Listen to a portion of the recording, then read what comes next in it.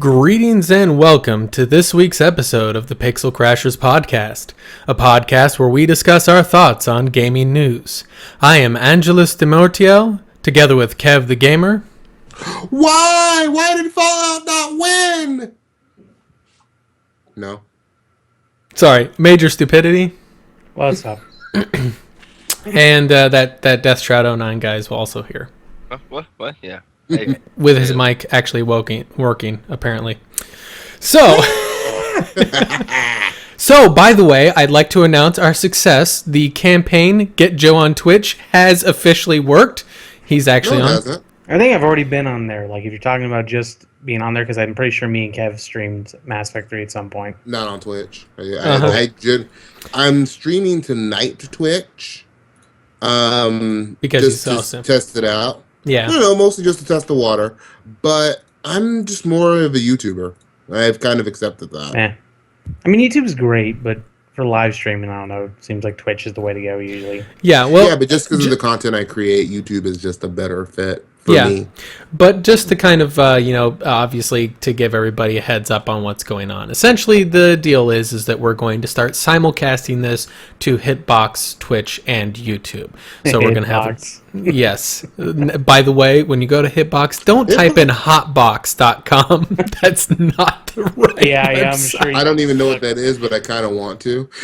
I'm sure you accidentally made that mistake. Yeah. So, I was trying to go with Hitbox on my laptop and then realized that Hotbox is not the right one. Okay.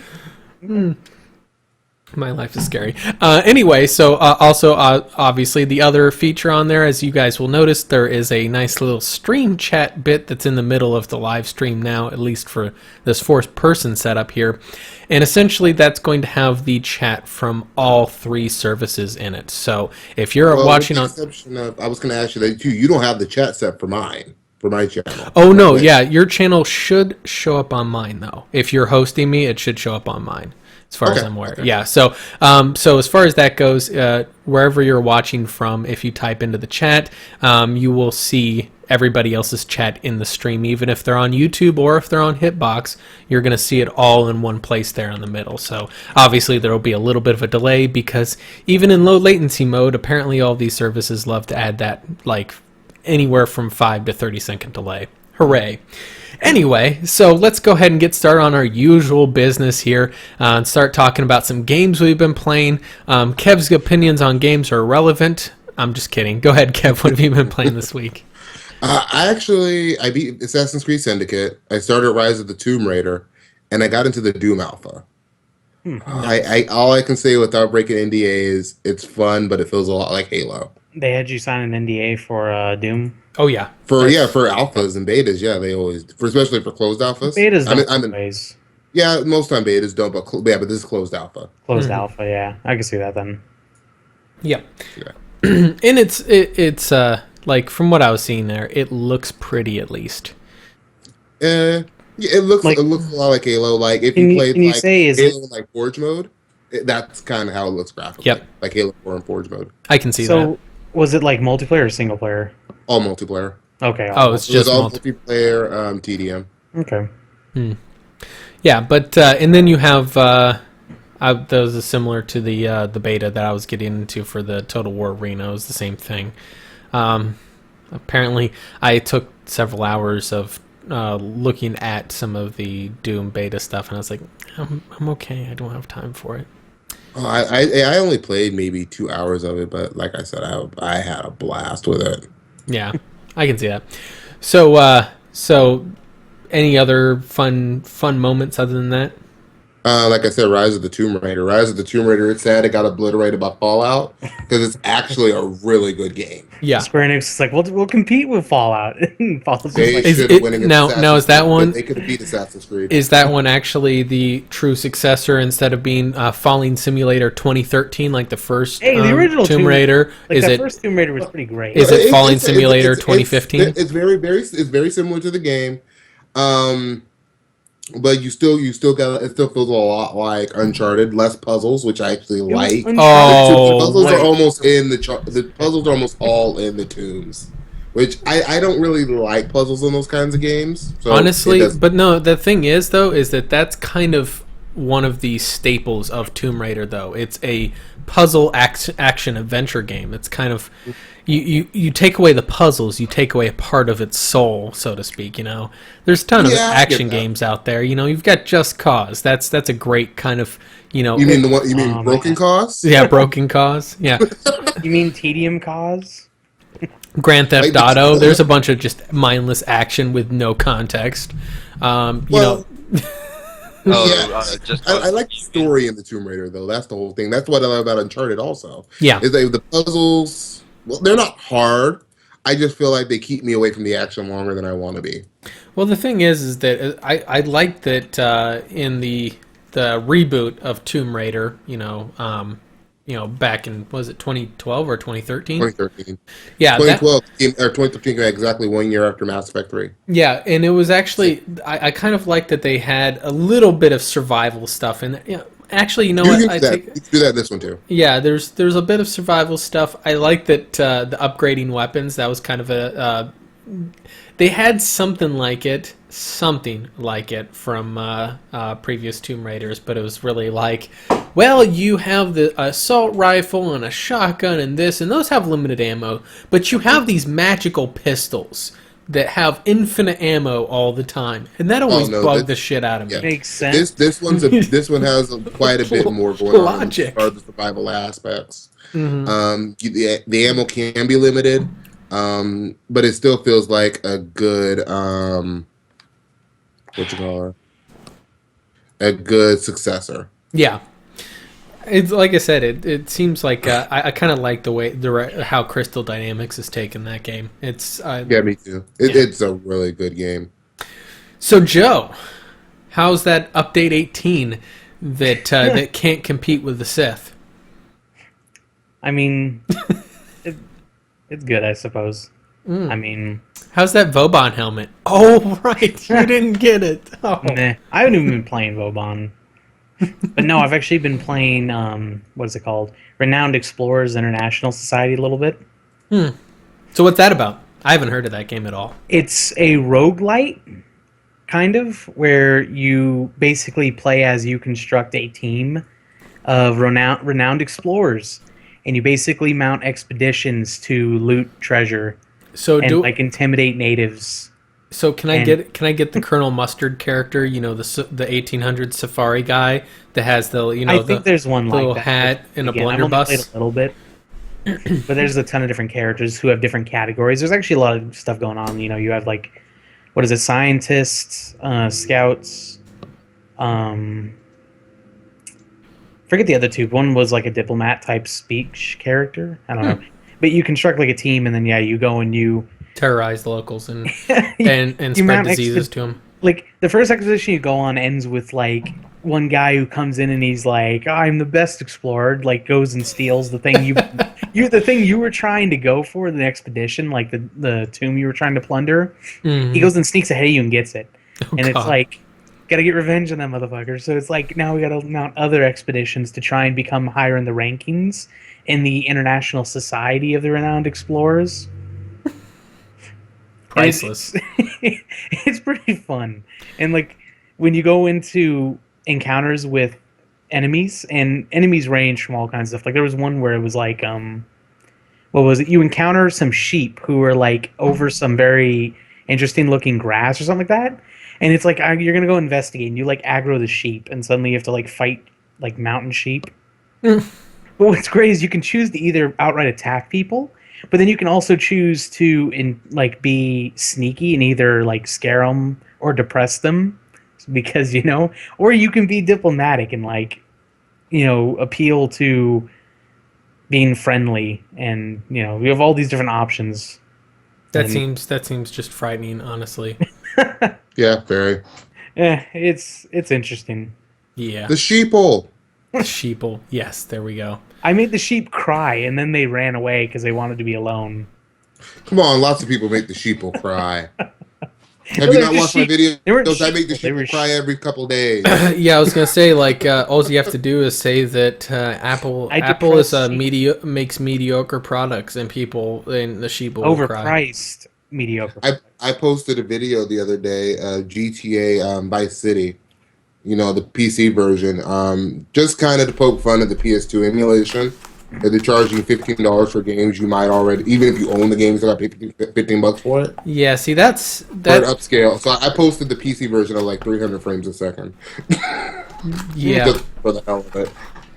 That's People the were whole happy not with taking that. old discs is definitely kind of like It's disappointing. it the whole bites thing them. was like face. Considering that that Xbox, I think actually you can put in the disc. It won't actually do anything with it. It'll just register that it's a real disc and then download the game. I think is how it works. It'll play the disc too.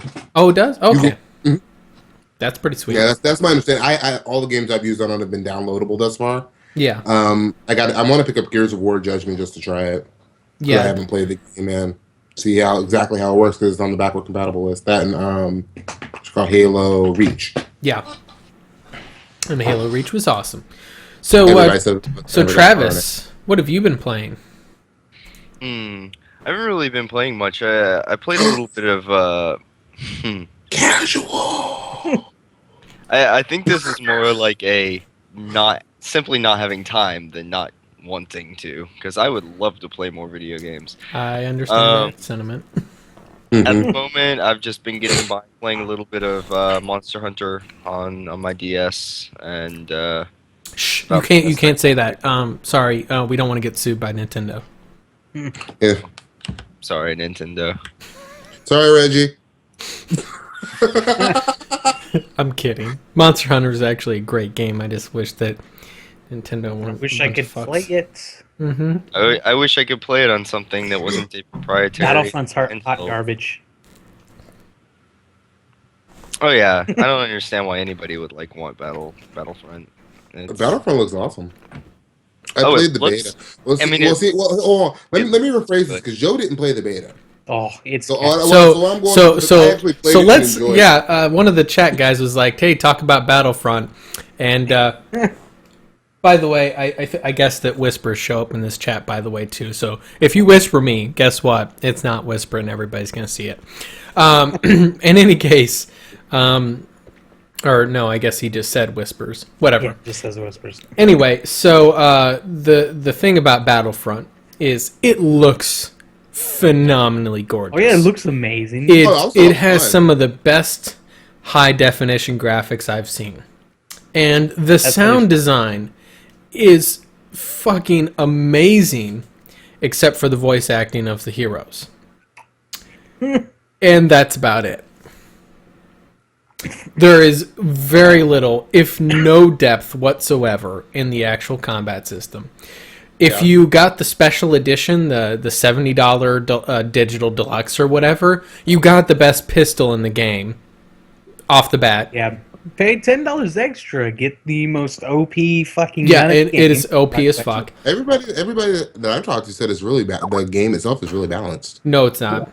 except for the grenade. You're with the grenade. No, it's not. Whenever you play with Boba Fett, you just steamroll everybody. Yeah, the heroes are broken. The thing is that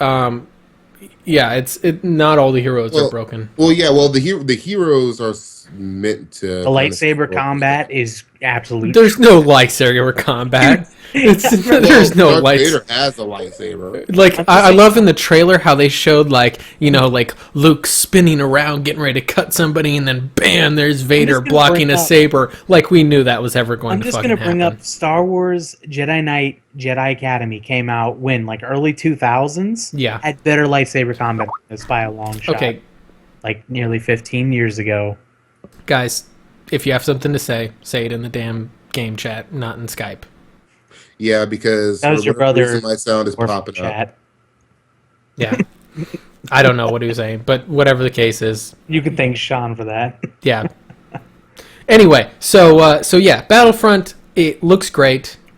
It has the trappings of being something good, but then EA, and fuck you.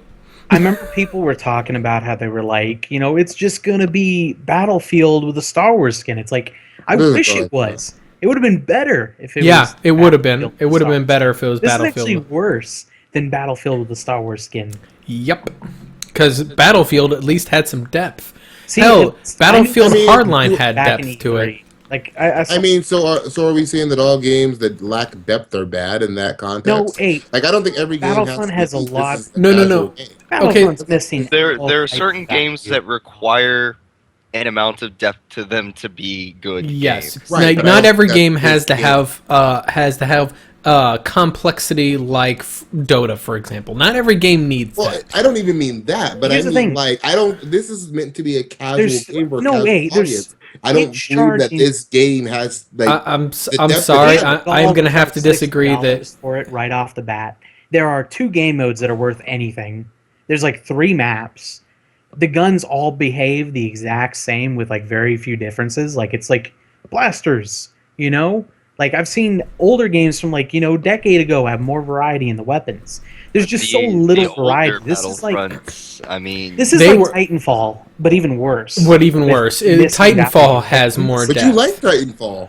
Titanfall had more going for it. It had a unique angle that it was trying to go for. Granted that it was more or less a proof of concept. Yeah, it was. You But the know, only problem but I have with Titanfall is they needed more guns. here's my thing: is when Battlefront's just missing any type of variety. when I say depth, I don't necessarily mean complexity. Which I'm And that's how I interpret it. now. Here's the thing: is that I'm a big proponent of developers should not be scared of complexity because we see complexity and difficulty in games that are insanely popular, like League of Legends and Dota. Both are very complex and have a lot of depth. Dark Souls. Dark Souls is another one. So it's really it. The thing is that it's people shouldn't ever be scared of complexity and depth. And I agree with that. more or less, to me, Battlefront was, EA and DICE pretty much saying, hey, let's see how much money we can make while doing as little work as possible. See, and They I spent look all at the it. money on I guess for me, it's like it fulfills that fantasy. Like, oh, I want to be like in these epic Star Wars Like, battles. well, That's one of what the- you have, and it from the first lasts. 3 movies. This kind of fulfills that fantasy, and it does it really well, and it's really good at that. There's other games. As long as you treat it as something, it's a casual game. Well- if you want to play something like a shooter that's a little more hardcore, there are other shooters out I'm there. not- I'm not Like, even- it lacking like depth that. isn't the full problem here. Like it's just lacking content. Yeah, Like there's so little to Exactly. actually do. yeah. like that. People say COD Everything 4 is was bare the bones. best Call of Duty of all times, and it lacked content too. People don't It play had it. far- Which weapons Call had a of ton of which Call of variety. Duty? 4. Call of Duty 4 had more. See, here's It the had thing: more maps, Call of Duty more 4 game modes, had more this weapons. magical thing called a single player story.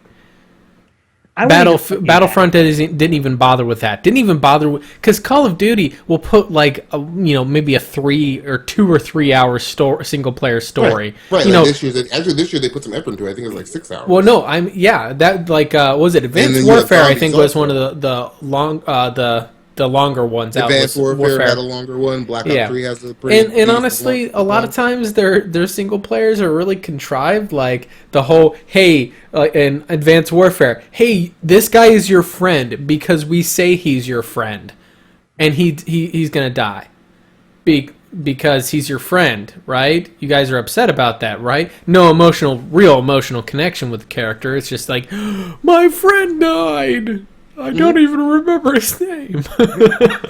But the thing is that aside, they still put more effort into their single player games than most people give them credit for, because obviously those games are all about the multiplayer. Even Well, the fact, you'd be surprised. Activision put some numbers out a couple years ago. Yeah, that said a lot of people do just it. play the single player. Like from my understanding, they see more people just play the single player than the multiplayer, which always blew my mind. I'm like, what? When I first saw that, I didn't believe it. I had to look at it a couple times. But yeah, apparently a lot of people just play the single player. yeah, but the thing is that from what I'm gathering, they had some quote unquote new technology, like some photogami whatever, to allow them to capture stuff from the movies to try to get the most realistic environments possible. And the major problem is I'm pretty certain that allowed them to get really high-grade graphics without doing a whole lot of work. I'm pretty certain that was another way that they managed to shortcut things, put very little manpower, but still managed to put out something high quality. From what I can tell, they went lazy as fuck as possible with that game. It's really, I don't know. I can't say it enough. Like, there's very little map variety, for that multiplayer scenario. There's no space battles, no galactic conquest mode. I mean, that was like one of the most popular freaking things in Battlefront 2 was galactic conquest. What I get from this is that in AAA industry, like, there's not very much soul in AAA industry games nowadays. Every once in a while, you can see little bits and pieces of it, but Battlefront, it seems like very, very like. It doesn't feel complete. It feels it's like lacking it's very much so when you get a franchise like Star Wars, which was built. It has such a fan base, and Star Wars is a franchise run on soul, basically. And then you take a game and you try to ramrod it through with, EA. Yeah, like EA, not very. They don't give it the TLC it needs. Lacking in depth, and just trying to turn it into a moneymaker. You have a problem, right? Star Wars. I get where you're coming from, Travis, and I don't disagree that it might have been rushed. I don't think it was rushed. I honestly don't think. I don't think it was rushed. Like, so. Well, maybe rushed is probably maybe a bad term for what I'm saying. Is like they were working on Battlefield. I think they're working on Battlefield 5 at the same time, and they're trying to get this out here. Charging for the movie, and then get it out there Battlefield 5. I'm not even arguing against the how you guys feel about the quality, but to say that the game might not be fun or is just horribly bad, I don't know. I'm hearing what? It's not horrible. It's extremely average. And even then, Joe, like, is it still safe to say a game is fun if we haven't played it? Like, I just can't take an opinion like that. I got a chance to try it out, the actual full release game. Right, that's what I'm saying. Like there was a beta, and I was like, Joe, come try the beta with me. No, I tried the beta and had some technical difficulties. Like, you say you have to play a game, but I'll tell you right now, there are some times where you don't have to play a game. You say that about almost every game, Joe. Because I check into games more than you think I do. Like, there is a point. There's enough coverage of video games nowadays that if you know what you like, you can get enough information from reviews and videos. I knew back in E3. You might be into it, yes. Like, I knew back in E3 from what I saw, the coverage of Battlefront, I was like, you know what? This is going to be a train wreck. Like, this is going to be. Ugh. It seems like their just priorities were kind of messed up from the start to me. Star Wars without a space. I'm going to continue on that, Morty. I'm not going to say their priorities were messed up. I think their priorities were, like, this was their priority. They had their priorities. No. I'm saying, like, I'm not talking, like, they knew what their priorities were. They were trying to launch a game in time to come out right before The Force Awakens because Star Wars hype is going to be high. That's what it's all about, and everybody knows that. And they wanted to rush and get a very simple, casual experience out right before the movie comes out because that will juice their sales like fucking crazy. And guess what? And that was the point I was making. Like, for what it is, I think it's a good game. Do I think it's an amazing, great game of the year contender, best shooter I've ever played? Hell no. I feel like one of the big problems is running off of the Battlefront name. I think that's an issue. I take big issue with them running off the Battlefront. It's kind of like what they did with Battlefield Hardline. Like, if you would have just called the game Hardline, people wouldn't have had a beef with it. But you said, it's Battlefield Hardline, so now we're comparing to Battlefield 3 and 4 and Bad Company. No, I think Hardline still would have had issues. I think the biggest thing about Hardline is they needed to not only, like, just dropping Battlefield off it doesn't mean a whole lot. Now, if they had from the get-go it does, because it's branding. Branding means it would have removed that association. What I mean is that Hardline, it wants to be a different game. It wants to be its own game. Right, but it wants to be a cops and robbers game, but because it has Battlefield. Battlefield slapped on it. They had to Make it feel like Battlefield. They had to make it feel like Battlefield. They had to bring in Battlefield elements. It's like they needed from the get-go to decide this is going to be its own game. It doesn't need to have Battlefield on it. But EA was like, brand recognition. We'll just pump out. We want to pump out a yearly game, just like Call of Duty. From the makers of Battlefield. Milk the sheep.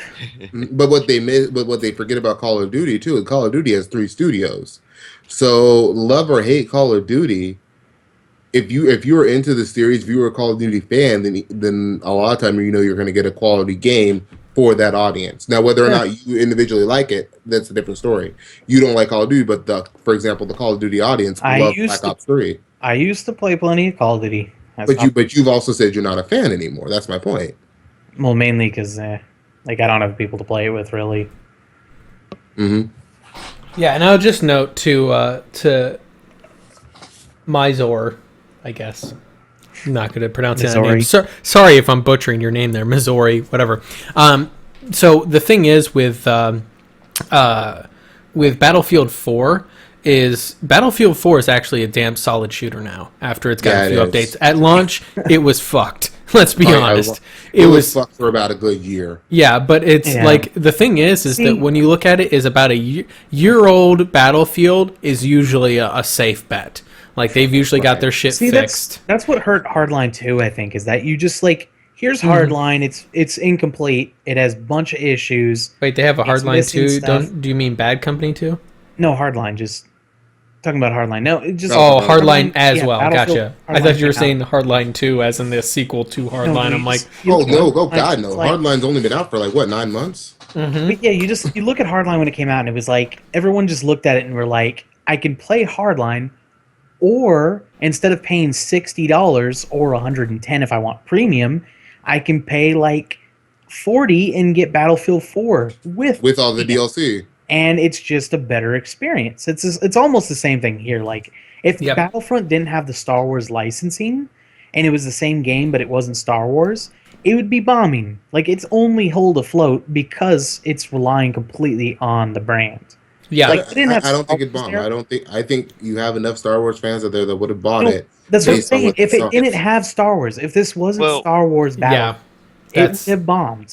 I'm telling you, I feel like doesn't have enough going for it. I feel like it's not a game that is relying on a brand as much as it's a game taking advantage of a brand. Exactly. Yeah. If it wasn't for the graphical fidelity and it was the same gameplay but with a much less impressive graphics engine, and they didn't have the Star Wars name there, this feels like a $20 or $30 arcade shooter almost. Yeah. No. I still feel like it plays into that Star Wars fantasy. Well, no. I want to be in the battle. That's what I mean. That's what he's saying. Have that though, if they didn't have the Star Wars licensing there, but had the same mechanics, and they changed enough so it wasn't Star Wars, but it played similarly. Right. That was what Travis was. Kev, that's what Travis was saying. And I feel like that's disgusting to basically say we're going to charge much more because we upgrade the graphics engine and we slap Star Wars on the name. Mm-hmm. Well, we're all kind of the same page, but my whole thing is that's what makes the game great is again that you get to do these Star Wars battles for those people that want that experience. Yeah, Kev, why not just give them a good game? This Kev, you say that. You say that now, but how much of the Star Wars experience are you actually getting out of this game? Because yes, you may get a little bit of the Star Wars experience. There's vast chunks of the Star Wars universe that they didn't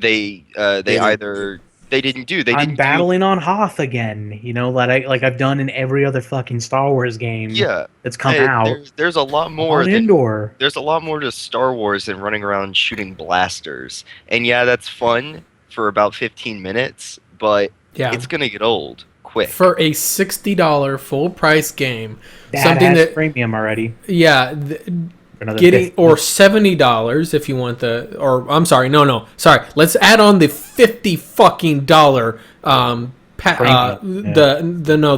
the season pass bullshit. Throw this out there too. It's $30 right now at the Microsoft store. Okay, I'm talking about the actual price of it. If you go to Origins, I'm just throwing that out there for anybody who was looking for it because I grabbed You know it what? because it was If $30. you buy Battlefront for like $15, Yeah, you know that's what? yeah. Okay, okay. Yeah, I saw. I would give it I've seen it on this $20. holiday for like I paid 34, which I thought was a great price. Like if it I've weren't for seen the it graphical around for fidelity, like 30, 40. You what? if it wasn't for the graphical fidelity making like costing them so much, like it feels like it would be an arcade shooter. Like it really Yeah. does. Like it just But so is has Call of Duty.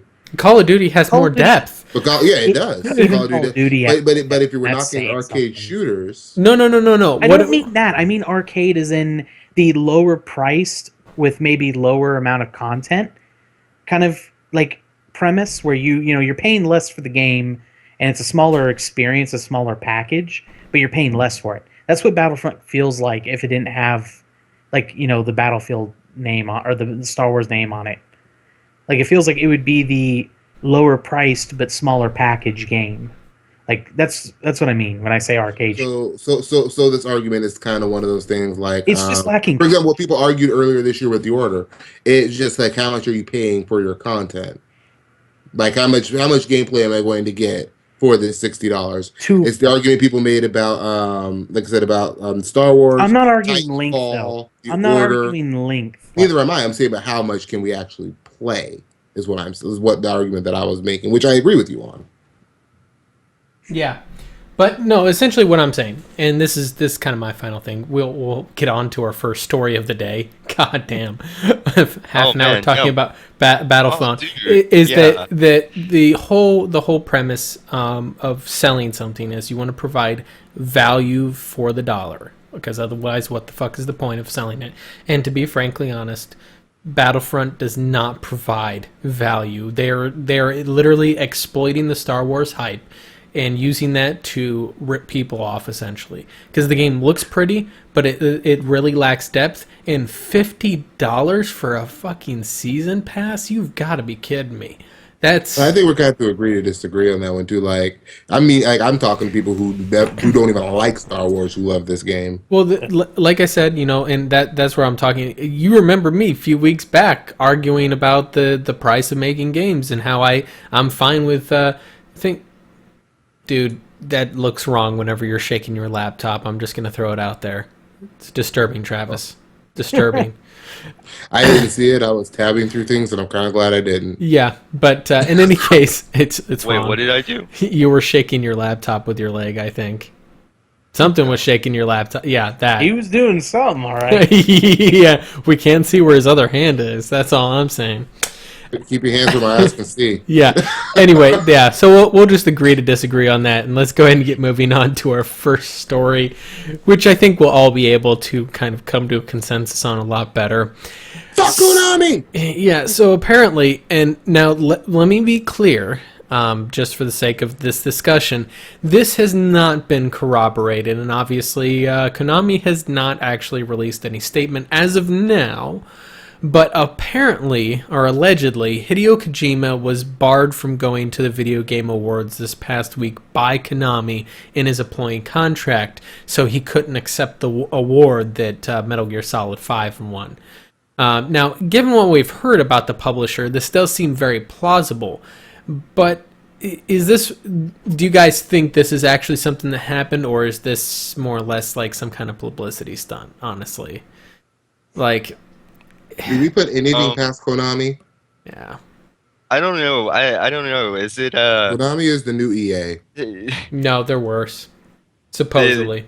There's the saying. There's no such thing as bad publicity. But do you really want to mess with Kojima fans even more than you already have? Like, I'll bring up, if this was any other company that wasn't like run by 5-year-olds being petty, like even like no matter what argument they had with Kojima, like he has the public backing in the way and the recognition that most companies would have still allowed him to go to the award show because, they didn't want to let everyone know how bad things were. Well, I mean, Kojima's going to be there. I'm going to watch it. Yeah, like most other companies that are in this position would have still let him. Like, they wouldn't have done something this blatant. It blows my mind that Konami, they're run by 5-year-olds, by petty 5-year-olds. Yeah. Who are like, Fuck Konami because Konami is the worst. They're just like, you're not allowed Kojima. It's like, wow. Well, like I said, the thing that I have an issue with is that I hear a lot of these stories, and I'm liking to believe that there is a lot of shady shit that Konami does. I find it really, really difficult to just like blindly accept that all of this shit is actually how it is. You know, I feel like there's a lot of story that we're missing, and it kind of makes me hesitant to just be like, "Yup, Konami's bastards. Fuck Konami." I mean, like, do we really need this as another reason? Like, even if they didn't do this, like, Konami's still fucking terrible. This is just another reason that they're just, I don't know. They pull It's shit another off. reason to say Konami's bastards. It's like in other news, Konami continues to be dumbasses. yeah, well, it's like alright. the thing is that. I said they'll just continue making pachinko machines. And, Yeah, because Yeah. and send all of their game developers there to work slave labor. Like I said, I really think it's plausible that that they bar this, but really, dude, if Kojima really wanted to go to the Video Game Awards, he would have walked the fuck out and gone to the Video Game Awards, because here's the part about Hideo Kojima that I think a lot of people miss, and this is stories I've heard. No, he was allowed to. Like, there was no way they could have barred him from going. The thing is, they He's what a guy in couldn't the shit accept- suit, y'all. No, he just couldn't accept the award. Like, he couldn't have gone up to accept his award. Exactly, and I feel like that was kind of blown out. But here's the other thing: is that I've heard stories about this for some time now, that I'm liking to believe is that essentially, Kojima is a diva, right? So, like, in his development time, like especially when it comes to Metal Gear Solid or the Metal Gear games in general, since they became popular with Metal Gear Solid, he pretty much goes over budget every time. Gives no shits about budget, gives no shits about how long it takes. He gets done when it gets done, pays no attention to any deadlines that are set on him. He more or less just gives a big finger to Konami anytime they try to put something down on him, because he's Hideo motherfucking Kojima, bitch. That's his full official name. Is it kind of like Jim fucking Sterling? but Yeah. I have to ask, is this just like corporate nonsense getting in the way? Because This is before because I the don't fuck Konami phase. This was years ago. Well, even so, I don't think that makes any difference, because if he brings results, like, no matter how he gets them, That's the it reason takes why a he's bit still longer. working there. You know what it because he feels gets like? a It They role. don't feels fire like- a lot of people in Japan either. Like he brings like what everybody results- said about what's his face, the I feel Iwata. Yeah. They as bad as they said he was doing with Nintendo, and they wouldn't fire him. I just think it's a Japanese thing too. They don't fire a lot of It people. might be a Japanese thing, but it's also I kind of like, I think Konami is just being kind of petty, and They are. Oh, they are. They're being very big. and they're being bad. Like, you've got this guy that brings results. Yes, he goes over budget sometimes. Yes, he doesn't.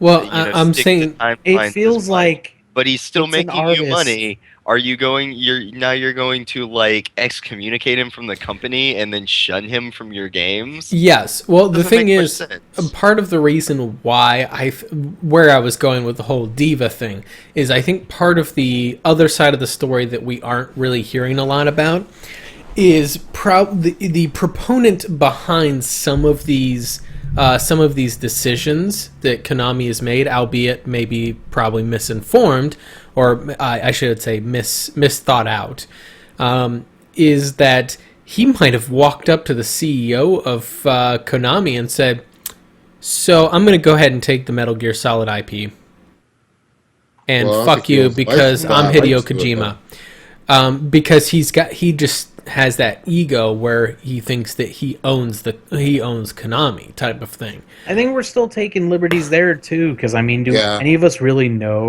Hideo Kojima? I mean, No, you can make tons of I'm different playing things. devil's advocate here on this seems so bizarrely retarded for PR. See, the that thing I is, feel like there Konami's has to be a history of doing this that I really a can't history really- of people reporting rumors about them that seem bizarrely like so bad. Like, why would anybody be that fucking stupid bad? And that kind of always has kind of made me think, okay, they could be the worst fucking company. It isn't just rumors of them doing stuff. Like, they make tons of businesses decisions that are stupid. Like, yeah, like Silent Hills. They make Yep. tons of bad Fucking decisions. Silent Hills, yeah. I'm not surprised PT. I'm doing this stuff. Like PT, you could have just left that free demo on PS4. People loved it. It was a free game. Nope, take it down because we're scrapping the project. It's those kind of fuck you choices that Konami makes. Yeah. That again makes me think fuck Konami because Konami is the worst. Yeah, That's pretty why much. I wouldn't put it past them doing this stuff because Yeah, they just I don't know what they're doing. Like Nobody Try- knows what trying they're to be doing. Konami worse does together. not know how to business. Nope. Pretty much. Oh, But yeah, I think it's possible, and if so, the thing is that supposedly his employment contract was up. Apparently not. But But they said it was a no contest clause. no, non-compete, not no contest. No contest is criminal law. Non-compete is the contract you sign where it says you can't take another job offer in the same field for a certain period of time. Here's the thing: that would have no effect on VGAs. Like, unless they had a clause in there that says you can't accept any awards for Konami work for a certain period of time after there. all right. So is that? Do we have any details on that, or is that just like? What? That's what the rumor is. The rumor, Okay. it's a rumor. It's all Yeah, rumor. I don't know how things are in Japan, but like non-compete clauses in America get like shut down real hard quite a lot because there's been a bunch of situations where companies are like, "Oh, you have to sign this non-compete clause that would make you not able to actually get another job anywhere else." Yeah. No, the thing is that oftentimes the way they'll work is a non-compete clause will go alongside a severance package. For the people that get higher up in the employment world and aren't in entry and mid-level jobs, when you start getting into executive positions, you will get your salary offer, a severance package offer, and then a non-compete clause that goes with it. So essentially the idea is it keeps you from getting poached, especially in the electronics world. You know, I work for Microsoft and Google. Sorry, that's my wife's phone. Well, he saw the look. But in any case, so it just screwed up all of our cameras because he shut his stuff off. But in any case, so the deal is that you know, essentially the idea is to keep, you know, if you work for Microsoft and you know, Google comes up to you and says, "Hey, we'll offer you more money because we want good developers for this project," they'll poach like crazy. Poaching is a major problem in the tech world. So they'll say, "Okay, so you can't go to work for another company, but because we know this is going to put you in a tough spot if you leave here, we'll give you a 3-month salary, up front if you get fired." That AKA a golden parachute. yes. I find it super interesting how it seems like no matter the level of business you get in, companies seem like they try to take away as much negotiating power from employees as possible. Dude, once you get into the executive position and you start negotiating contracts to protect their interests. Yeah, Like, the better your resume is when you walk into a place and just unzip your fly and slap that resume on the desk. Yes, I did make that illusion. And you've got the exact skill set they're looking for that job, and you said, "Yeah, I want to get paid this ridiculous amount of money for it because I know that I can get paid this. This is the market average, and you're going to pay me this amount." They'll be like, "Yeah, no, you're good." Because that's thereabouts what I did with my current job. So that's the thing, is that it all depends. And the thing is that now high-end executives, they have much more bargaining power. The company usually gets screwed by them, especially when you get really high up. There was some corporate executives that might have, renegotiated their employment contract with themselves. Darth Vader style. After they got hired and gave themselves a very hefty severance package, and then torpedo the company and sail away on their golden parachute. They torpedo the company and leave with millions of dollars. So that's also a thing. But that is so off topic. let's just go ahead and get going on to the next story since I can't think of a way to segue that. So, Rocket League. Rocket League, great game, fun game. Jeremy's favorite game. He would play that while he was on the podcast here instead of talking and sharing his thoughts. And he chose to lead the podcast to play more Rocket League. Yeah, He isn't even playing it. no, I'm actually teasing. I'm talking crap. He had time constraints. That's why he couldn't be on the podcast. I just like making jokes about it because he's a cool guy. But in any case, so in February it's getting released for Xbox One. Obviously, Rocket League is already on PC and PS4. Here's the big issue. Supposedly, or allegedly, I guess is the correct term, there's not going to be any cross-platform play on the Xbox One release based upon on Rocket League's official Twitter. They said that the Xbox platform does not support cross-play. The problem I have with that is that seems like they're trying to cop out because there's other fucking games that cross-play on Xbox. There's upcoming games. What I think they mean, though, let's talk about that. They mean no crossplay with PlayStation. Yeah. If it was just crossplay, because they're pulling out Killer Instinct, the fighter on Xbox One, it's going to be crossplay with PC. Yep. Fable Legends. More games crossplay. League of Legends, what? Fable Legends. Oh, Fable Legends is another one. Yeah, like whenever that comes out. Yep. But yeah, there are lots of games coming, and that's kind of Phil Spencer's vision on Xbox One is to merge the two platforms. Yep. So I don't think it's an issue between Xbox and PC. It's an issue between Xbox and PlayStation. And the thing is that it kind of shoots. If it, and I wholeheartedly believe it's entirely plausible that it's Microsoft behind it. No, you don't need new Fable. Fable went downhill very quickly. I want a new Fable. I like the idea of Fable Legends because it's a nice MOBA. It's the only Fable actually I didn't like was Fable 2. I didn't like Fable 2 very much. Fable 3, like, Fable 2 was amazing. Fable 3 was bad. It was so Fable bad. 1 was good for what it was. See, Fable 1 was pretty good, and then I played Lost Chapters, which was actually Fable 1 as it was meant to be released, with all the content put back in, and I was like, wow, okay. This gets a thumbs up for me. It was a great game. The problem with Fable is it was a what's the guy's name? The guy who was Peter Molyneux. Peter Molyneux doing shit. I'm gonna promise the world, everybody. This game. That's what he does. This game is gonna be the second coming of Christ, and then it's like, oh, it's a good game. But Fable Lost Chapters will always hold a special place in my heart. It really will. It's a good game. Fable 2 and 3 were both pretty bleh. Fable, compared to the first one, they were bad. Fable 3 had its merits. Fable 3 had some interesting ideas. Yeah, it did. Yeah. I like the spell combos. That was kind of interesting, but let's be honest, there was like the social features were the concept. I like the concept of the main story with the whole, and I'm going to spoil it because if you care about Fable 3, you've already played it. If you haven't played it, you probably don't give a shit. Yep. Okay. Stop spoiling things. So the story is basically, you have your evil, isn't it the older brother or something like that? Yes.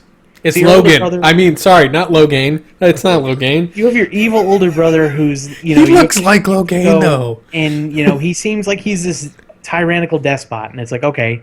And it's like you go and you overthrow him. And then you find out that really he was acting that way because he was holding back an even bigger bad. No. He was preparing for the bigger bad. And then it's suddenly you have to choose. Well, I can save up all my money to fight against this bigger bad. The thing that was so broken about. So the thing that was so broken is because you could just like rip up people offline with your real estate moguling, which is a bad problem with all Fable games, and then you can just literally be as good as you want because you've got money backing to fund the defense. Yeah. It's like money was everything in that game. Like literally, once you had 2.5 million, you're good. You complete the main storyline. It was so easy to break it, and then just like. Why'd you ever have to be evil? It's like I was able to just make enough money off the real estate market to pay for this while still being like this amazing ruler. I was evil because I liked that industrial guy, though. He was fucking cool. Well, I can't remember his name, but he was so cool. He was like crazy and kooky and had sex parties with werewolves at his house. I mean, come on, man. You got to give that guy some cool points. Anybody who has orgies with werewolves doesn't like their dick. Yeah, that game. He had hot chick werewolves having orgies at his place. I mean, come on. That's got to earn you some cool points somewhere. Gosh, such good I can't even remember his name, but come on, that was pretty badass. I might be different too because Fable 3 was the first one I played. Okay, I played Fable 1 like moment it came out. I didn't have the original Xbox back in the day. I still haven't played very much of the original Fable. I haven't. Lost Chapter, like obviously, if you ever do play it, you want to get Lost Chapters because that's the actual game. I have Lost Chapters and I have Don't get the remastered version. Don't get the remastered. It doesn't have the same magic. Anniversary edition is. Yeah, you want to play the. I already have it because I heard it had better controller support. No, it doesn't. I want to play with the controller. Controller support is actually good on PC and Xbox, but the mouse and keyboard control is absolutely blow no matter what version of the game you have. Yeah, the controller support's fine on the Fable in the original, like Fable Anniversary or what was it? No, the Lost Chapters. Because I have both of them, but I think I'm still in my refund period. Anniversary. I'll link you the video TB did on it because I saw the video TB did. It has a bunch of issues. It really does. The actual just regular Lost Chapters, that's the one I have. Yeah, you want to play actually just it's perfectly fine as is. The thing is that they made some changes to the game mechanics, like the game spells and all that. That was like, what? Right. That's what I'm saying. So what I'm hearing is like there's issues, but I don't know what these issues are. That's what confuses me. I'm like, the big problem is the aesthetic. Like they changed textures of characters and made characters look somehow worse than they did in the original. Yeah, because trying to make them high depth. Yeah, in the original, like the characters had this they had like weirdly large hands and like they were just like they were. It was cartoony. They fucked up the aesthetic. So now it like instead of looking kind of cute and its kind of cartoony look. Now it's like this horrible amalgamation where it looks just like they took the cartoony aspect and made it just realistic enough. And I say that use that term very liberally, quote unquote realistic. So now it just looks like Uncanny Valley all over the place. Like you're like in the depth of the Uncanny Valley, and it's just like, ugh. It looks awful. Yeah, it's not good. It looks terrible. I'll take it with a grain of salt. Like I bought it over the last Steam sale, the Black Friday one. You're better off just having Fable the Lost Chapters. It's also cheaper, I believe.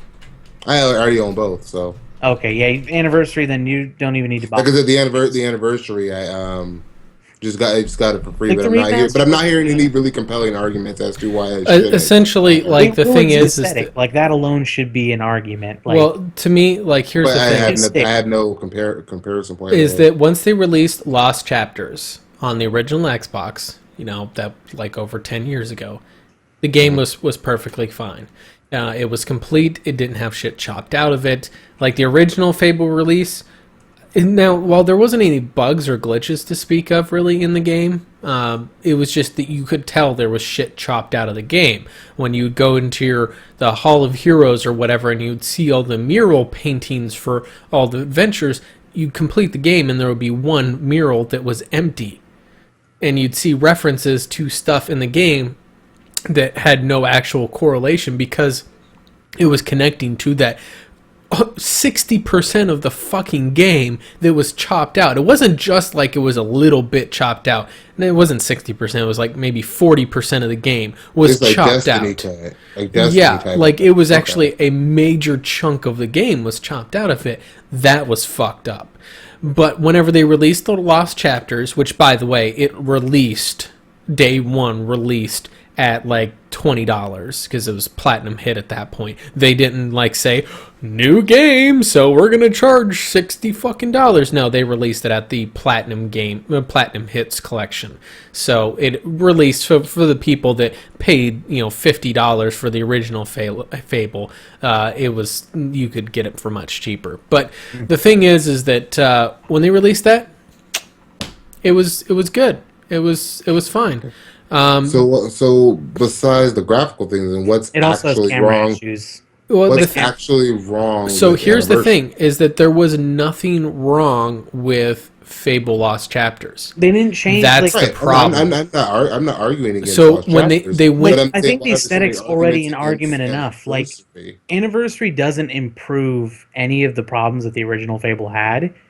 It literally is just they retouched up the graphics, and when I say they retouched, they shat on the aesthetic, and then they just released it. It doesn't actually improve on anything, and just because of that, it's like, so your choice basically comes down to what you want aesthetically, and Fable Anniversary doesn't look better. Like, all they did was mess up the artistic, like, aesthetic of the game.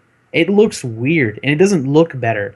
Resolutions aren't higher, or the textures aren't a higher resolution. It almost looks It like just- somebody came back in and like It doesn't look drew better. over. Like, it just looks worse. Like imagine if you have like a drawing and somebody comes over a drawing of like a person and then It also has worse keyboard and mouse controls. redraws their face over that person with a different like art style. It just feels off. And Yeah. It's essentially like they were trying to, like, the claim with the Anniversary Edition is that it was going to overhaul it with higher definition graphics, which, I hear that, I'm like, all right, hey, no, I'm cool with that. 1080p and all that shit, good, bring it on. And then I saw it in practice, and I realized they didn't just upscale the textures, they actually redid the textures. And what I mean that, as in, like he was saying, is that they've actually, they redid some things that don't graphically fit into the game. Because one of the things about Fable, at least Fable 1, was it had this cartoony feel to it that was part of the aesthetic of the game. Like, the characters had really big hands, whatever. It was part of the cartoony feel of it. It's not meant to be photorealistic. It was meant to be kind of cartoony. When they redid the graphics, they tried to make it seem more realistic. The characters, though, like, the characters are still, like, have their crazy proportions. So you still have a lot of stuff looking kind of cartoony, but then you suddenly have their faces, and they're, like, you can see, like, details on their face that just make it look so, like, it just, like, it's, what's the word I'm looking for? It just, like, tears you out of the experience. Yeah, it removes the immersion.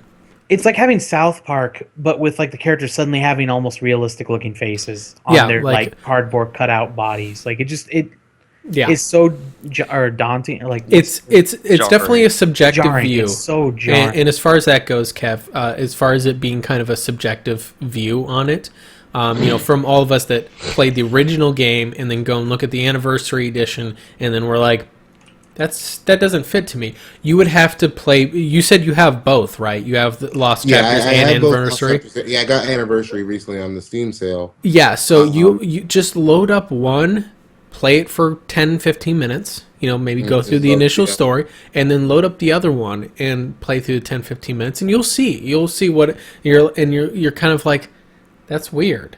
Now, yeah, because what I'm hearing is, like, graphical differences. That's the biggest thing that I'm hearing here, is that a bigger graphical difference. I'm like, if I'm not attached to the original art style, then it doesn't matter. It's not even that. No, if it throws it off, fine. It's not even that it betrays the original. It's that, again, like, when you look at it, they didn't go far enough. They decided to pick and choose certain aspects to go, okay, we're going to make this improve. We're going to make this look realistic. But then, like, other textures and other graphical things are left alone, or even some of them are even made worse. So you suddenly have...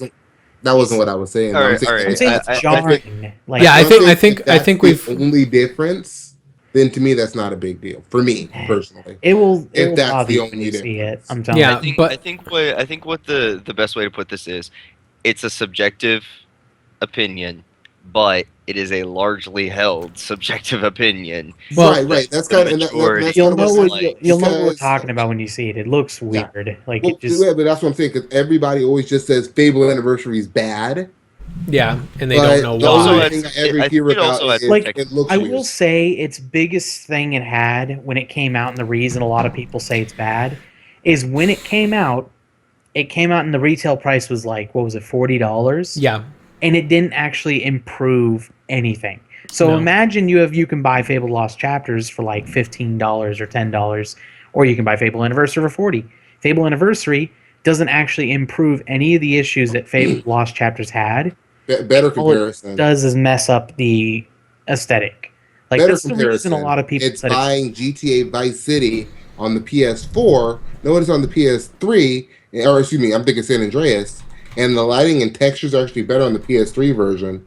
But you bought it again on PS4 with the darker lighting and the little worse off textures because they mastered it for PS3, and then they just directly. Yeah, that's the reason. That's the reason you PS2. saw a lot of the initial response to it. The initial negative response was because they promised it being an improved version, and then when it came out, it was like pay quadruple the price for like us messing up the aesthetic of the game, and that's it. Like, controller support is the same for both. I'll tell you right now. Like, the controller works fine for Fable Lost Chapters, but keyboard and mouse is actually worse on Anniversary, and it has more camera issues. That didn't bother me at all. I was going to play it with the controller anyway. But Lost Chapters is completely functional with a controller. Yep. So let's get back to the actual topic. Now that we've derailed off that quite successfully, still in the category. Yeah. So just play both games, side by side. You just play them both and make see which one. And honestly, make your own determination. It's if you like Anniversary Edition, fine. Who cares? You're getting the complete story at least, and that's the important part. That's what I wanted to make sure. Like, I wasn't like the way it was sounded like something was chopped out and missing from Anniversary. No, the original Fable 1 had like 40% of the fucking game chopped out of it. Okay, and that's what I was trying to get at you guys. But it's like I heard was pricing when it came out, and they messed up the graphics. I'm like, but how does that work for me like right now as somebody who's never played it? If you got Anniversary for free, it's not as bad because a lot of the backlash was the pricing, was the fact that we're paying quadruple for basically but if you get both of them for the same price today, it's really about which graphics is better. Yeah, exactly. That's kind of what I was asking. Yeah, but in any case, so with the whole crossplay thing. Let's be honest. I think it was kind of, in my opinion, I think it kind of unfortunately was a misworded comment that the Rocket League guys made. I'm trying to remember what the hell their name of them, like Psyonix. Yeah, Psyonix made about Xbox platform not supporting crossplay. Well, I don't think they meant it that way. I think they meant it like, the Xbox version of our game doesn't support crossplay. Yeah, no. They said the Xbox platform does not allow for crossplay. Yeah, but to me, the way it was worded was they were blaming it on the Xbox, not on their game. And to me, that I feel like that's a little bit of a misnomer and kind of mistreats it because the Xbox One can do crossplay with PC. It has done. Previous Xbox consoles have done crossplay. Does anybody remember that absolute horrible game, the Shadowrun game for original Xbox that had crossplay with PC, which pretty much, since it was a first-person shooter, pretty much meant that everybody on Xbox, the original Xbox, just got fucking destroyed by people on PC. Yeah, we need more of that. Yeah, that's the well. No, the thing is that game actually set back cross-platform play by years. It was years before anybody wanted to touch that again. That everybody on PC is just gonna hack and cheat. Now they're like, I've talked to people who are like, okay, if we're gonna do cross-platform games, we don't have to do shooters. We can do other games. Yeah, but PC's gonna kick our ass anyway. The only time that PC really has an advantage is in shooters. Yeah, that's really it. Honestly, there's some games like Inquisition I still hold to this fucking day, and it's not getting updated anymore, so it's not going to get any better. Dragon Age Inquisition is superior to play with a fucking controller, and I don't care. I've heard people try to argue like aiming area of effect spells is better with a mouse. I'm like, no, because with a controller, it auto fucking targets for you. So it's easier no matter which way you aim it. And playing with a melee character in that game with mouse and keyboard is fucking brutal. Yes. Like, Kev, you remember. Because, like, the only character I wanted to play on there with a mouse and keyboard were the mages. Well, no, Kev, you remember day one whenever I was trying to play with the fucking Legionnaire when we were playing hour one, we were on multiplayer streaming, and I was like, this is fucking stupid. We were on there trying to get on like as soon as the game. Yeah, we were literally we had minute to wait 1. 10 minutes to get into a server. Yeah, but it was still like I was like, this is fucking stupid. It's a free no mouse look on a fucking action RPG. Are you retarded? That game was horrible, and it still is horrible. They added mouse look, but you have to hotkey mouse look. That's that's not. Don't be fucking stupid. Mouse look should be permanent on until you click on an AoE spell, then it switches to a free mouse movement for targeting your AoE spell. It shouldn't be a fucking hot button. Anyway, sorry, my rant aside, that or at least hotkey it off if you want to take it off. It should be an opt-out, not an opt-in. But it's disappointing because like Dragon Age Origins had such a great they said, well, no, that's the thing, is that they were essentially trying to replicate Dragon Age Origins' popularity because Dragon Age 2 largely critically bombed. Well, Dragon Age 2 had Even the though it same was actually problems a good with mouse and keyboard. Yeah. And to make matters worse, Dragon Age 2 didn't have controller support on this. That was frustrating. So it's the same kind of problems, whereas like I would only play Dragon Age 2 on PC with the Mage.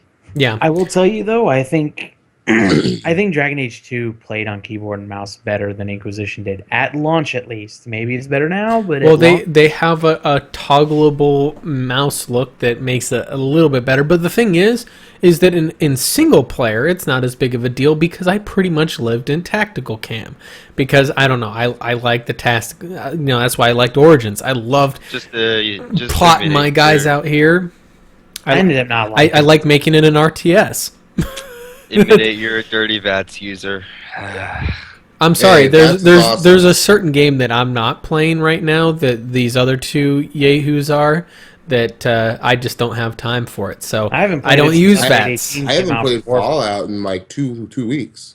Yeah, I've been playing what you call Syndicate. I've been playing Tomb Raider. But anyway, let's go ahead and get steered back on here. So I use VATS with my bat. So do you guys? The question I have is: do you guys think that Rocket League is going to have cross-platform play with PC, and then somehow they're going to try to find a way to not have it with PlayStation? I guess. I think it's possible. I don't think it's an issue of the developer. I don't think it's an issue with the game. I really think it's an issue between Sony and Microsoft. And I think the Xbox community is okay. A lot of them are probably okay with not having to play with PC people. Yep. But let's go ahead and I think it'll probably stay that way. All right, let's go ahead and get moving on to our last topic here. And this will be even harder to keep you guys on topic because boobs. Today!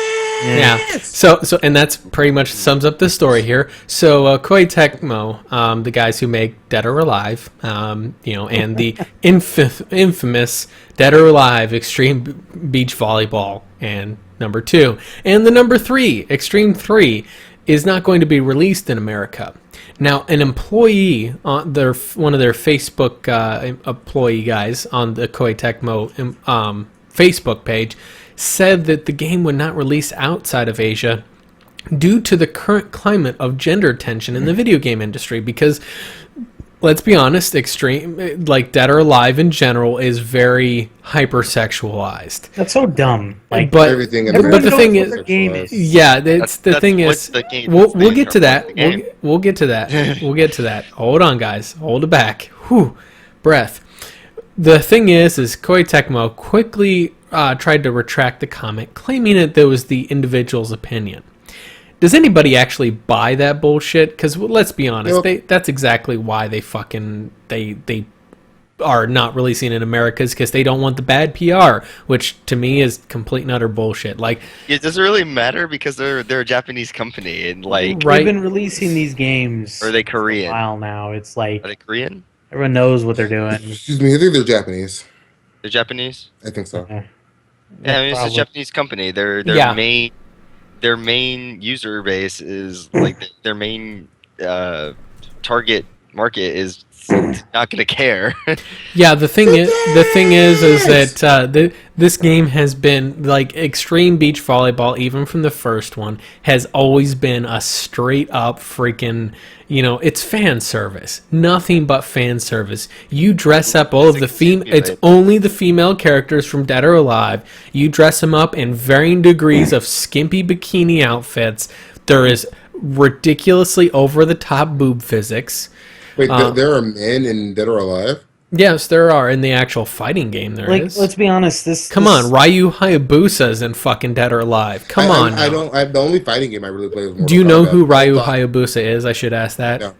Have you ever? Ryu I knew was from Street Fighter. No, Ninja Gaiden. Oh, shit. That's Ryu Hayabusa. Yeah, he's in Dead or Alive, which I believe that's also a Koei game.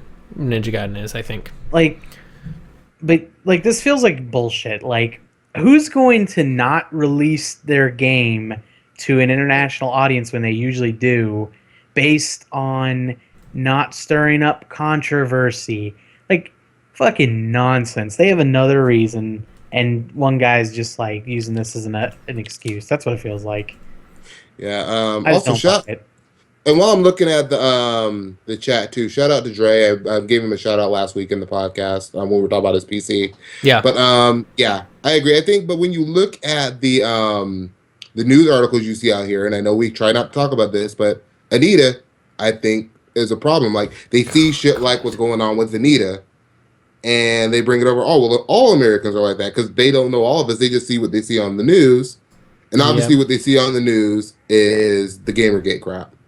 Let's be real about it. Because the most news media still doesn't take games seriously. They still think it's a joke.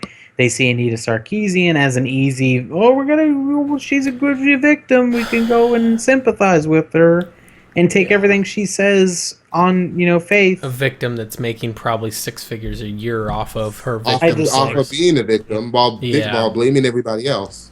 Yeah. Wow, I can't believe that this has turned into a pro. I'm not going to say we're necessarily pro Gamergate because there's some bad shit in there, but no, we're pro titty, let's be honest. The actual games ethics part of it, I think it's noticing. I'll bring up that I'm borderline, like, I'm what some people would call a social justice warrior, just because I do. But you're anti-Anna Sarkeesian, which means because she's a fucking joke. Like, no. The thing is that if you talk to that crowd, that anti-Gamergate crowd, the two cannot fucking coexist. If you're a SJW, you have to be pro-Anna Sarkeesian because they live in this extreme environment where if you are not 100% this way, you're 100% that way. Isn't that the world system? Yeah, that says a lot of people. And that's a lot of things. Like, if we talk about gaming, taking it back to gaming, like, one of the arguments that I hear from a lot of people on my channel is, oh, you're a PC gamer. Yeah, I own both the consoles too, but you're a PC gamer. I mean, people. Hey, you're a fucking PC elitist. Stop trying to pretend like you're slumming it with the low lifes on console. We all know you're an elitist. Putting people under Joe's the only elitist here, and we all know that. But labeling people and like filing them into a category, it is the ignorant person's easy way to basically say, "Oh, this person, I'm going to attach this label to them." Then why did you label yourself as a social justice? I'm saying I'm close to what some people. Anyway, but the whole point, the whole point of that label is you attach that to a person and then go, "Oh, because this person is such and such, I can safely ignore everything they say." Even if they have valid facts, because instead of arguing with them, I can just call them a dirty blank, whatever label I have, arbitrary label, and suddenly I can ignore them, and I feel justified in it. Like, that's the reason people do this. Like, it's easy to go, this person has a decent argument, but you know what? I'm just going to label them as a dirty liberal or a dirty conservative. And it's like, because they're such and such, I can safely ignore them. I don't have to argue with them. I had a discussion again, going back to gaming platforms, talking to a console gamer, and I made an accurate argument as to, why in the long run PCs are cheaper than consoles. Just basically talking about games. Mm-hmm. And he said, "Oh, well, you're just a PC elitist," when he got tired of listening to the facts. That's what it is. It's like he's bringing up points. I just like to interject. Like to interject. Juggle physics for the wind. Today. because I can't fucking spell jiggle to save my life. Juggle physics. No, I meant juggle physics. I mean, titties are for juggling. Come on. I mean, you can juggle them just fine, right? Well, some of those characters, I mean, they're a little bit too much juggling. You know what I mean? I'd rather have too much I than know too some little. pretty capable jugglers in my time. I did quite a bit of juggling back in my day. I'm happily married. Thank you. Joe, go do some juggling for me. Go find a nice young lady. Oh god. Yeah, and Good stuff. This is welcome to the Pixel Crashers. hey, you know what? That's why the thumbnail has a half-naked Dead or Alive chick on it. We knew this was going to derail into sexual shit because it's Dead or Alive. It's been one of the most hyper-sexualized games in recent history, aside from that one Nintendo game. But we can't talk about that game because Nintendo will sue us. Games? You know we're not allowed to talk about Nintendo. We'll get sued. Come on. Yeah, that's why I said we can't name the game or else we'll get sued. I'll bring up that there's such a big difference between just having these sexualized visuals versus themes and what you're actually doing with your game. I would argue that Dead or Alive is actually far less sexualized than other games. Well, because it's like, oh, they have fan servicey kind of visuals, but that's really all they got going for them. Yeah, the thing is it's like, even if you put the women nude in that game, screw the bikinis. Why even bother? Just straight up naked. Let's be honest. Come on, anybody who's played Elder Scrolls games on PC, back to Morrowind. Everybody knows the first fucking mod that comes out, the first goddamn mod that comes out on an Elder Scrolls game. I'd like to bring up Fallout 4 within like a week or two in the top 10. Not even a week. Not even a week. Within the top 10 mods. Yep. Dude mod. Right away. One of the most awesome. But the thing is, the nice thing about it was that for a lot of them, at least they were sexually equal. Like you would get everybody naked. I mean, not just the women. Fallout didn't discriminate. Yeah, and the best one though was they had this clothing line in Skyrim that was like those I think it was an Aboriginal African, or I don't know, maybe Pacific Islander tribe that has the male horns that they put on their whatever, that more or less are giant phallic symbols. We were talking about Nari type horns. Yeah, essentially they wear them in their giant penis holders that make you look like you have a giant phallic symbol sticking off your hips. So they actually have one of those in Skyrim mod. By the way, if you play Skyrim on PC and you want a giant penis, there you go. I think you'd rather have one in real life than in the game, right? We all know that's not going to happen. That's why people get that shit. But in any case, let me update this here. Banned from USA. Let's make this. Let's go for the jazzy title here. Dead or Alive. Banned from the USA. Sensationalism, guys. You have to learn how to do it. We're in the media now. You have to take things out of context. We have to lie to people. I don't want to be like IGN. I'd like to put forward that in America there's still censorship of like everything, of like profanity on the radio, of like music on. I like how they arbitrarily choose like a couple of the commonly used curse words and go, "We're going to censor that, but we'll let everything else." You can say "damn," but in hell. But don't say "fuck" or "shit," because shit is just like those are special. No. You know what the worst swear word in the United States is, right? Marijuana. Cunt. Mm-hmm. Straight up. You can drop the F-bomb all day. You can say fuck, fuckity, fuck. People are like, whatever. You say cunt, people freak out. In the UK, no one gives a shit. British accent. It's okay if you say it with a British accent. No. You say cunt in general. People flip out in the United States. In the UK, nobody fucking cares. Right. And it's like, yeah. Oh gosh, there's. By the way, I like that. English people get to call people wankers. It's such a great curse. Well, I would call you a wanker. Do you have a fucking problem with that, you wanker? I also, from Scott, from an Englishman, I got the curse name of being able to call people asshats and ass clowns. Which, you waited to call people ass clowns? I didn't even hear. Before I met Scott, I never heard anyone call someone an ass hat. Really? Nope. I've been calling people ass hats since like 1996. Yeah. Anyway, so extreme beach volleyball, weird. Anyway, so let's. Like an excuse. So now that we're almost much out of so. time here, we are going to spend maybe 10 to 15 minutes talking about our evergreen. That seems like a good idea. So I kind want to of rail at Battlefronts more. yeah, no, let's not do that. We'll derail it somewhere. Yeah, so kind of an underlying theme to all these stories, and most stories that actually become public. So there's a certain science to game marketing, and we're going to talk about that briefly here. Kind of like the way it's budgeted, demographics that it's targeted as, ideologies behind it. And we're going to actually start with Travis on this one. Go ahead and give us your thoughts on how the current system of games marketing actually is working. Like, do you think they spend too much money? Do you think they have the right system? So on. I mean, marketing in general is incredibly overinflated in every single market, basically. But in video games, it's actually like egregiously overmarketed. I think the only one that could possibly compete with that is like maybe pharmaceutical industry. Oh God. As far as marketing? Yeah. Oh, yeah. Oh God. The thing Yes. that happens, I believe, is that people, like, the more they do it, like, people are becoming more and more desensitized to marketing. Like, people are becoming more and more like they just filter out most forms of marketing. So it seems like I don't it's like think this, so. It's like this. I really what's don't. the- I don't think you're right there. Most people don't filter out marketing. To certain.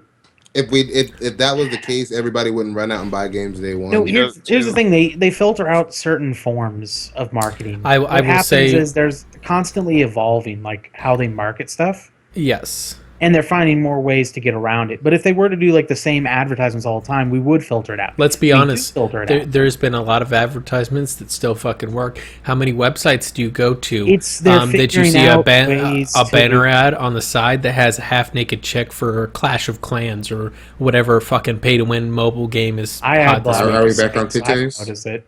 No, but the thing is that's marketing. Sex fucking sells. We all know it. Yes, it does.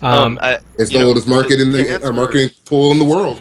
To answer Kev, the music industry may like have more marketing and spend quite a bit on marketing, but I feel like the mechanisms are different because in terms of like music marketing, that's like it's very direct. When in terms What the fuck? Sorry. Now I will say that while we see But- too many. Oh, go ahead and finish. But I was going to continue. But when you have something like pharmaceuticals or video games that have very, very large overhead budgets for the creation of what they're selling, I feel it's kind of different from music, which has A very small investment at this point. a very small investment, very small overhead costs and marketing is it's basically you put in the marketing, you get direct profit from that, whereas it's kind of iffy on other things, because I do believe that like pharmaceutical companies and if you look at proportions of budgets for pharmaceutical companies and video games especially, and we're talking about video games now, is extremely overinflated in the budget compared to how much money they're actually putting into the game. Yeah. And when you also at the same time look at their profit margins and how much money they need to make to actually get into the black and make a profit, spending that much on advertisement might not be the That's probably part of smartest. why. Yeah. I'm agreeing with you. That's probably part of why. Now- I just wanted to get back And to what- especially in the current generation of like how television is going, because I know a lot of money is probably spent on things like television advertisements and a lot of advertisement venues that are rather outdated and probably are not as effective as they used to be on their target market. Mhm. Yeah. Well, I mean, I think advertising, like, how do you market anymore? Like, I would usually say go to the internet, but most people use ad block.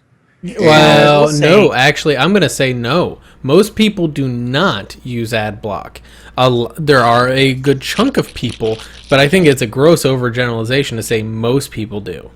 That's definitely not most people. Most people aren't even dumb enough to fucking download something other than Internet Explorer. Let's be straight up here. Yeah, Internet I will Explorer say is a now tool that just as used much- to download Chrome. Let's be honest. That's I will the say as smart much people figure as- that out. Just download something other than Internet Explorer. But yeah, I mean, so I prefer for Chrome. Anyway, I was gonna say that as much as we get upset that they are over maybe putting too much money towards marketing, we've had games before that have been good, that have been well-made games that have actually done poorly, and a lot of people can attribute it towards them not being properly marketed. Like, as much as we get upset at advertising, as much as people get annoyed at advertising, it's still something that's necessary. But there's a point. There's a point of excess. Oh yeah, I know. Right. There is a point of excess. There's a point of making awareness and a point of excess. I would argue also you have the games like Shadow of Mordor that came out of nowhere, and a lot of people were calling it Game of the Year last year. And it had little to no marketing. If you even remember, Warner Brothers were paying people off to say nice things about the game. Well, no, it wasn't amazing. It wasn't so much paying people off. It was essentially people who wanted to gain early access to the game for the sake of reviewing it. They were barred from saying negative things about the game. Well, surprise, there wasn't really anything negative to say. It just hurt them. Right, but I'm arguing that that's a form of payment. Payment isn't always currency. Oh yeah, I was gonna say with the advertising. Remember, currency is just a form of trading. Yeah, with the advertising thing though, like as much as we see like people use ad block, it's like there are so many very sneaky ways of advertising. Like if you go on Reddit, you know how many there are entire sites that are set up in ways for companies to purchase Reddit accounts just to find ways to advertise on Reddit through threads and through actually pushing products on Reddit and hiding it and making it look like it's actual content. There's a lot. There is an entire science to that. Oh yeah, they have guides. Well, to it. That's not just that. About using it. So, as far as in relevance to gaming, and not just kind of going with the general corporate shillery on Reddit, corporate fuckery. Let's talk a bit about Bungie back in the day. I'm sorry, whoever was in their fucking marketing department was a fucking genius for Halo 2. Like the I Love Bees thing.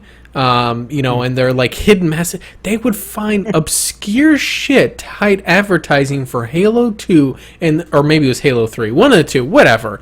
Obscure advertising for that shit, augmented reality advertising back in the day, and it worked well.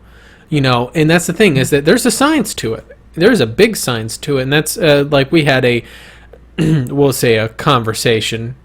Might have kind of gotten a little heated into an almost argument about the video game awards yesterday. Oh, that one. Yeah.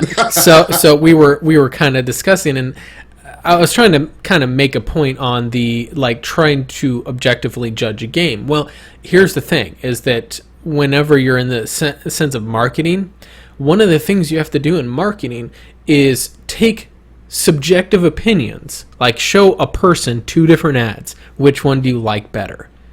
Completely subjective. Which one do you like better? Well, I like the one with the chick in the bikini in it. Big fucking surprise there. And literally what it boils down to is they take a big, huge focus group of people, show them a couple ads, say, hey, which one do you like better? They figure out, okay, people like to add A better. Well, why is that? They look at what's different between the two, and then they draw quantitative data from that. Well, it is quantifiably provable that a woman in a bikini sells shit better than a fat dude. It's and that's that they've got hard data to back that up, and that's essentially what that draws into when I was talking about objectively judging a game, even though entertainment is largely subjective.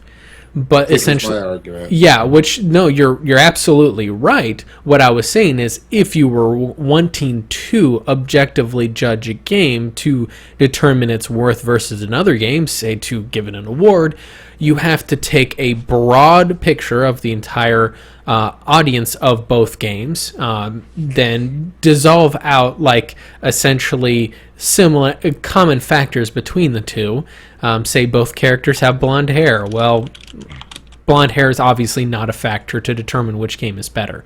But you essentially find out what are features that were used in the game, what features incrementally improved over the last game, like, is it actually an incremental improvement or is it a drastic leap over its last game, because both games were sequels. We were talking about Witcher 3 winning the game of the year, and Kev obviously really likes Fallout 4, and he was kind of upset because it didn't win.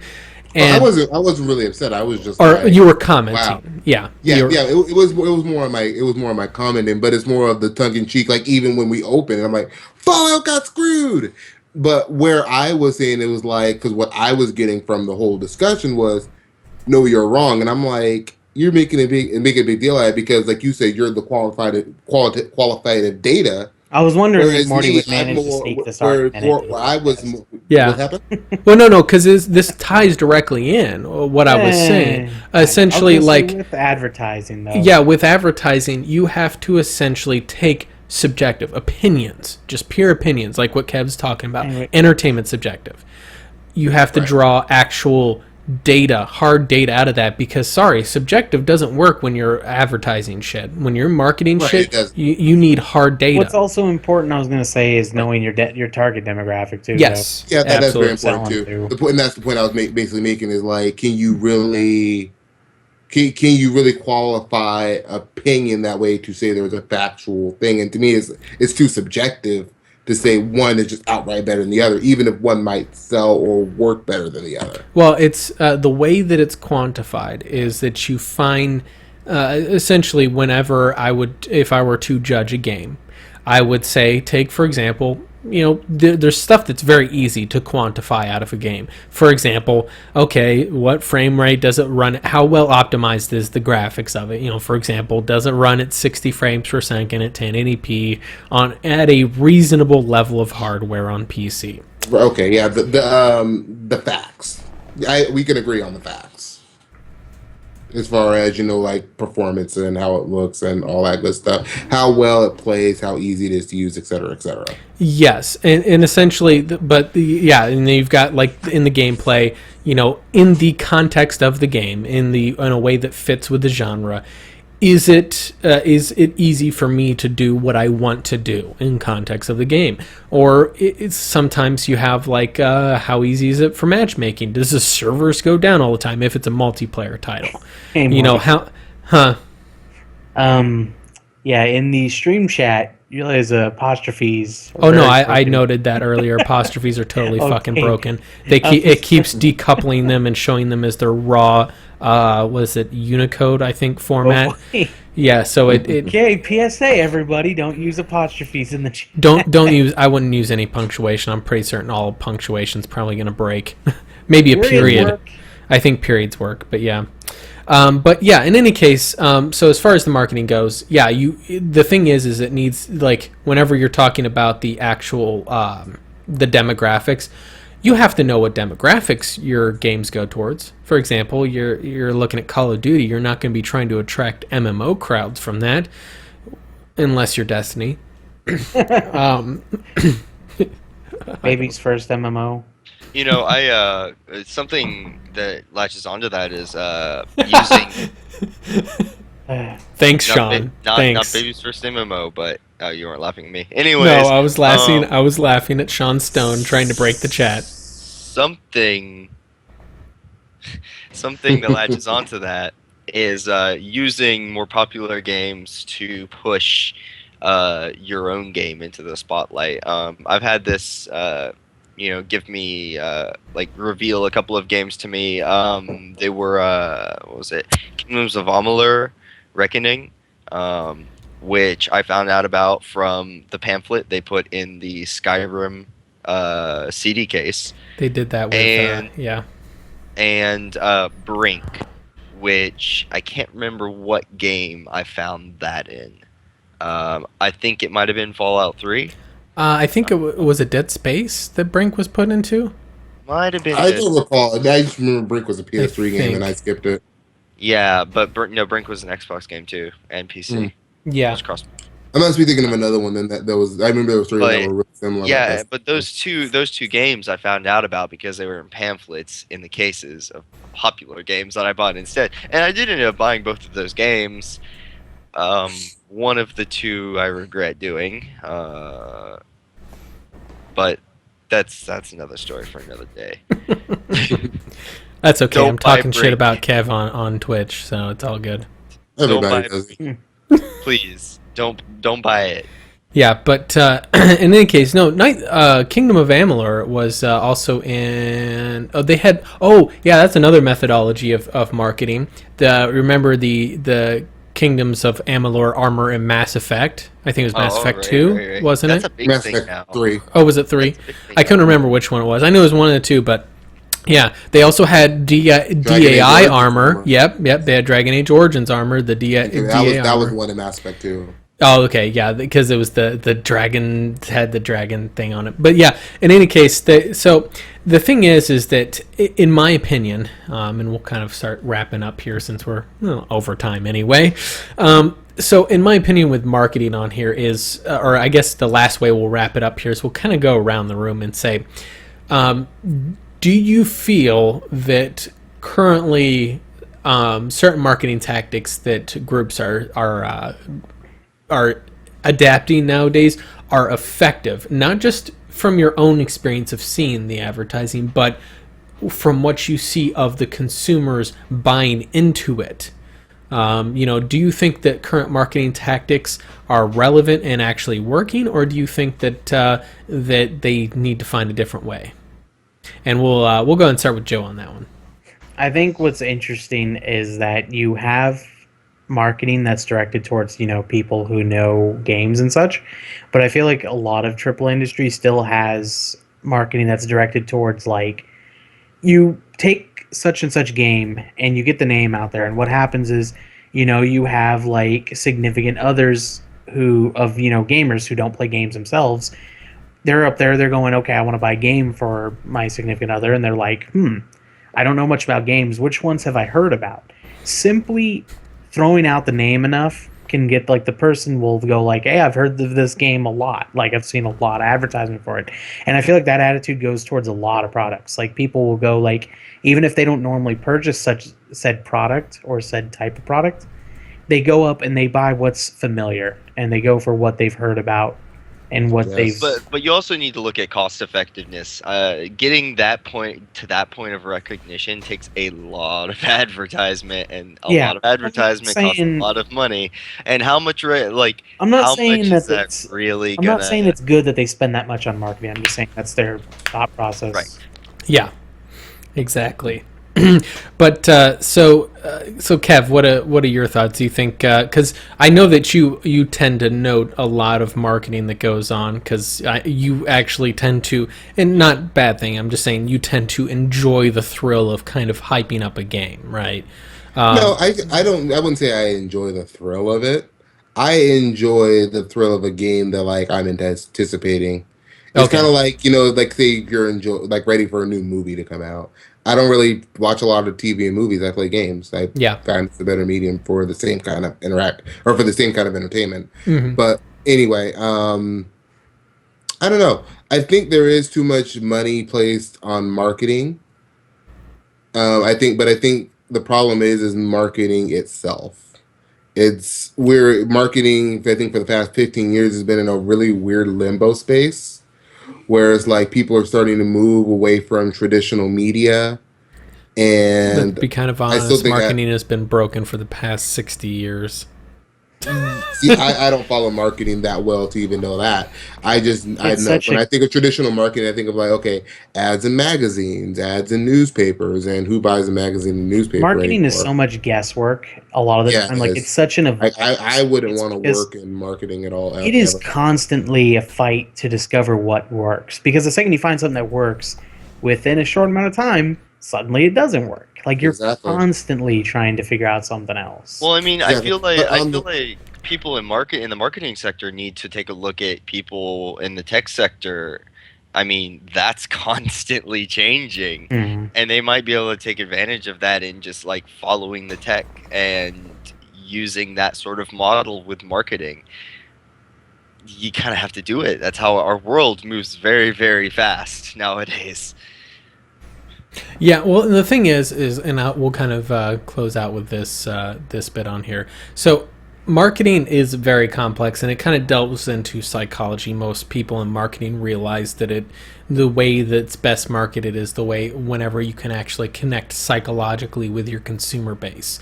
And so one of the things that I'll say is that I've noticed that certain groups tend to be smarter in their marketing than others. Unfortunately, some people tend to also fail at their marketing a lot, unfortunately, too. And Xbox One.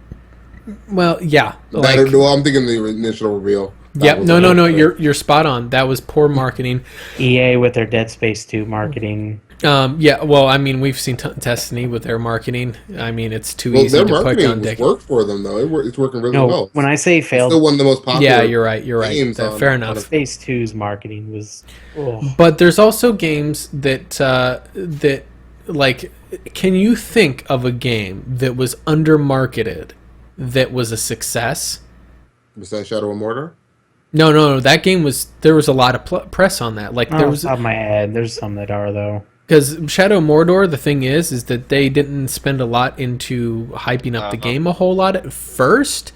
But first of all, they had that big publicity coup whenever they tried to silence critics, essentially, on a game that really didn't need it. Morty. What? Minecraft. Minecraft is a perfect example.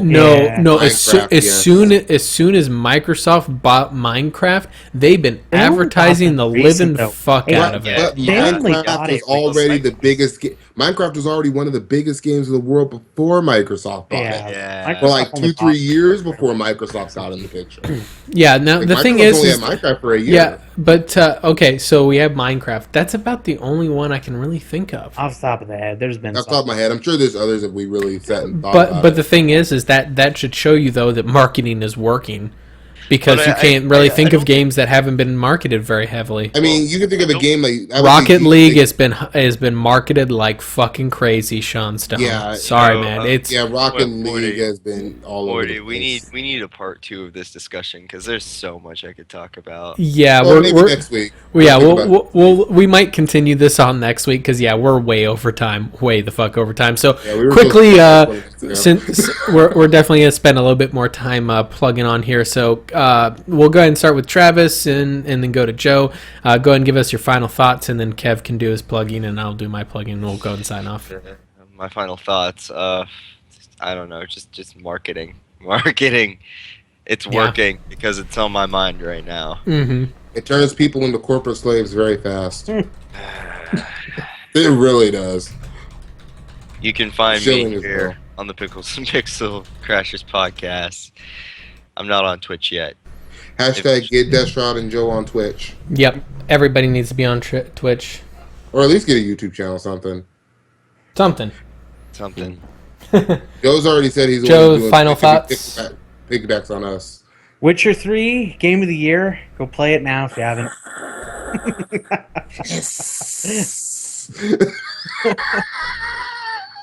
Seriously, go play it if you haven't played it. It's amazing. Yeah, it's a great game. Yeah, you like that, don't you, Kev? Doing that. Hey, you didn't play either. No. Check out the chat. Oh yeah, I set up plugs to your channal. So go ahead and give us your plug in there, Kev. Probably someone's gonna get rickrolled with that link. No, it's. I sure as hell hope that it's actual links to our channel because it wasn't tiny URLs. The unified chat apparently shortened it for us. In actual Twitch, it actually shows it properly. Okay, see, I'm watching the stream on YouTube. But yeah, in any case, go ahead and give your final thoughts there. Everybody knows me around here by now, Kev the Gamer. Come check out my channel. And check out my new thumbnails. I've been working on thumbnails today. Because I want my channel to look more interesting. I just got more content coming out. So disappointed by PSX. And Fallout should have won Game of the Year. Fallout got screwed. Fuck Konami. Because Konami is the worst. Go ahead, Morty. Sorry, I have to clear up the aneurysm that I just had. Anyway, about Konami, I understand. Congratulations to CD Projekt Red. Well-earned Game of the Year. one of the best games in our recent history. Put a lot of The fucking Mercy effort Blade. to it. I'm looking forward to Cyberpunk 2077. It looks fucking amazing. I'm excited to see that game. Hope that's a Game of the Year quality game too. I 40 to play The Witcher 3. What is this game? Cyberpunk 2027? 2077. It's their next big title that they're Yeah, it's the focusing thing on. that CD Projekt Red's working on. But in any case, if you guys don't know me, I'm hoping you do because you're watching me right now on 3 different fucking venues. Thanks a lot for guys for showing up to this. The chat's been great. Again, that's Mortiel. You guys can find me on Twitch, Hitbox, YouTube. I put my YouTube channel and Kev's YouTube channel in the Twitch chat if you guys want to come check us out. I also been kind of upgrading some thumbnails too, spent a lot of time to it. Kev just copied off of me, let's be honest. He heard I was updating my thumbnails and he's like, oh, I should do that too. Yeah, so But once I figured out Google Drive, I'm really starting to get my head around it. Now I'm starting to do more with it. Like I was telling you, we were talking about last night. I was talking about doing like outros and stuff like that, and then we started talking about thumbnails. Yep. But I've actually thumbnails. I probably call Top Hats and Champagne because they look very similar. Yep. But in any case, though, I've already updated quite a few. I know Boatsu, you're hanging out in the chat. You should go check out my the updated thumbnails for my build guides for Dragon Age and tell me if they look a hell of a lot better than the bland ass shit that I had on there before. In any case, though, we'll go ahead and sign off for tonight, guys, and definitely catch us next week on the same 3 channels. We'll also be multi-streaming from here on out, so definitely check us out every Sunday night at 7 p.m. Pacific. That's 10 p.m. Eastern, and on if you're in Europe. And we will see you guys all next week on the Pixel Crashers podcast. Fallout season! Shut the